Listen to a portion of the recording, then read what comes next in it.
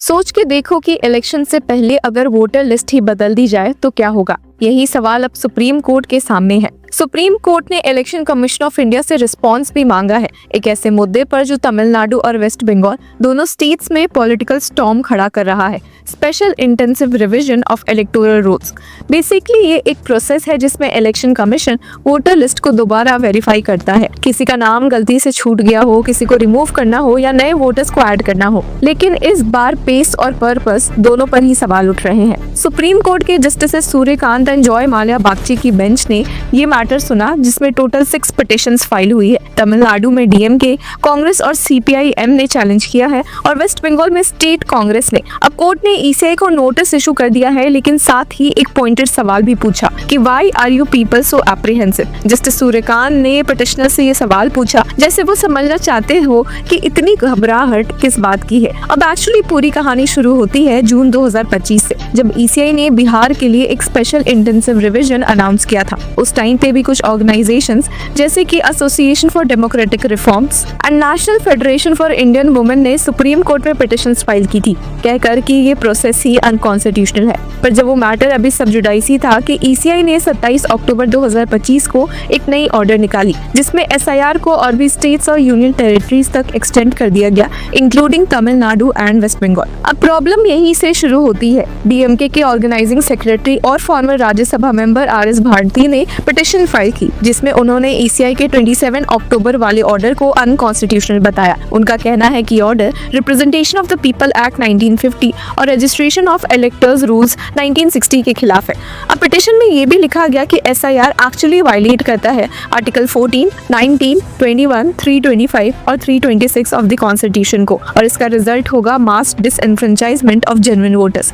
मतलब असली वोटर्स के नाम ही लिस्ट से गायब हो जाएंगे। डीएमके ने भी यही पॉइंट उठाया कि तमिलनाडु ने अभी जनवरी 2025 तक एक स्पेशल समरी रिवीजन कंप्लीट किया था, जिसमें वोटर लिस्ट अपडेट हुई थी। तो जब एक रिवीजन अभी हुआ ही है और कंटिन्यूअसली अपडेटेड भी है, तो फिर दोबारा पूरा एक्सरसाइज करने की जरूरत क्या है। पिटिशन का सबसे स्ट्रॉन्ग आर्ग्यूमेंट ये था कि ईसीआई के गाइडलाइंस के तहत सिटीजनशिप वेरिफिकेशन का काम भी इलेक्शन ऑफिसर्स कर रहे हैं, जबकि सिटीजनशिप एक्ट 1955 के हिसाब से ये पावर सिर्फ सेंट्रल गवर्नमेंट के पास है। अब कोर्टरूम में सबसे पहले बात उठाई सीनियर एडवोकेट कपिल सिब्बल ने, जो डीएमके की तरफ से आर्ग्यू कर रहे थे। कहा कि this never used to happen before, it took 3 years earlier, now they ECI are saying 1 month, ultimately lakhs of people are going to be excluded. ये लाइन पूरी डिबेट का एसेंस कैप्चर करती है, पेस और प्रिसिजन के बीच का conflict. पहले voter list revision एक लॉन्ग केयरफुल प्रोसेस होता था, लेकिन अब 1 महीने में पूरा करने का प्लान है, जिससे एरर और एक्सक्लूजन का रिस्क बढ़ जाता है। अब जस्टिस सूर्यकांत ने कामली कहा भी कि you file your counter affidavit,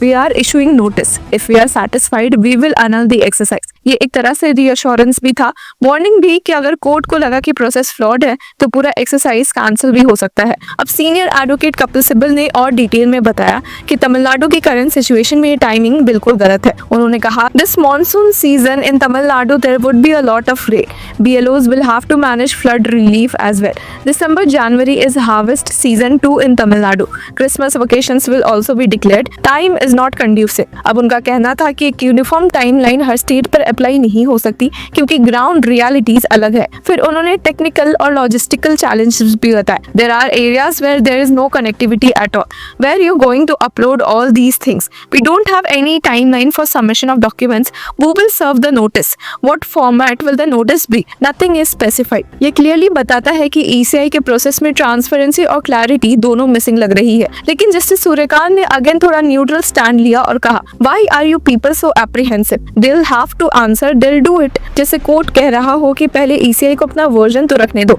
अब सीनियर एडवोकेट सिब्बल ने फिर से एक इम्पोर्टेंट पॉइंट रेज किया कि ये प्रोसेस एक फार्शियल एक्सरसाइज बन जाएगा अगर ये 1 महीने में रश करके किया गया। उनका कहना था कि previously at least during the exercise notice was given, now they have changed that process, lakhs of forms cannot be digitized before the publication, why this great hurry, we don't understand।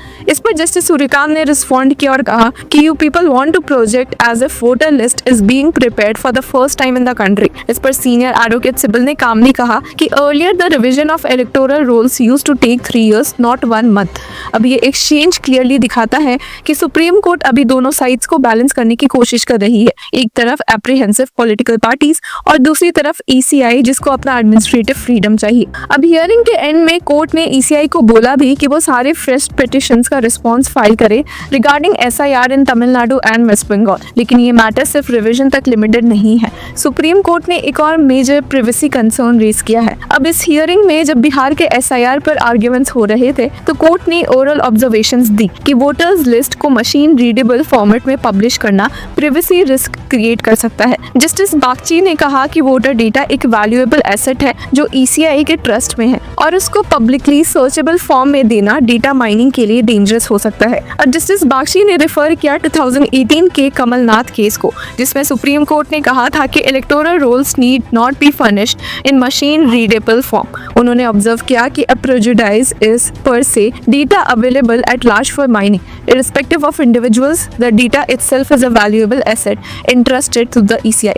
अब court ने ये भी suggestion दिया था कि अगर individuals अपनी details verify करना चाहे तो ECI एक पासवर्ड प्रोटेक्टेड सिस्टम क्रिएट करे जिससे एक वोटर अपना डेटा सिक्योरली एक्सेस कर सके बिना उसे पब्लिक डोमेन में रखने के। अब एडवोकेट प्रशांत भूषण जो ADR की तरफ से अपीयर कर रहे थे, उन्होंने एक एप्लीकेशन फाइल की थी जिसमें उन्होंने ECI से 2002 के वोटर्स लिस्ट को मशीन रीडेबल फॉर्म में प्रोवाइड करने की रिक्वेस्ट की थी ताकि लोग चेक कर सके कि उनके फैमिली मेंबर्स के नाम लिस्ट में है या नहीं। लेकिन जस्टिस बागची ने क्लियरली कहा कि प्रिवेसी के खिलाफ जा सकता है और पहले ये समझना जरूरी है कि what kind of dangers it can pose. अब कोर्ट ने ADR के एक और सजेशन को गुड बोला। उन्होंने रिकमेंड किया था कि ECI अपने डुप्लीकेशन सॉफ्टवेयर यूज करे ताकि multiple entries of the same person voter list से हटाई जा सके। अब ये प्रैक्टिकल सजेशन था जिसे कोर्ट ने पॉजिटिवली लिया। हियरिंग के एंड में बेंच ने ECI से बोला कि वो सभी issues SIR process, data privacy और ट्रांसपेरेंसी पर डिटेल्ड रिस्पॉन्स फाइल करे। मैटर को नवंबर 26 के लिए लिस्ट कर दिया गया है